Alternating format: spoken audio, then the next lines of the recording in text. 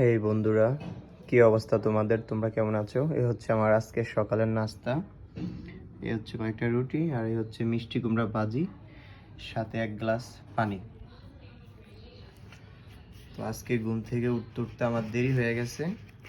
এইদিকে আমার বোনে নাস্তা তৈরি করছে আরো সকালে, এইদিকে রুটি ঠান্ডা হয়ে শক্ত হয়ে গেছে।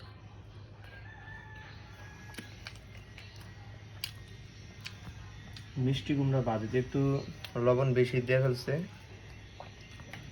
কিন্তু এটা দিয়ে যখন এই মিষ্টি কুমড়া ভাজিতে যখন ভাত খাইবো তখন আর লবণ বেশিটা মনে হইব না, কারণ তখন তো ভাত নিব। আর এখন রুটি দিয়ে খাইতেছি, একটু মনে হইতেছে লবণ একটু বেশি।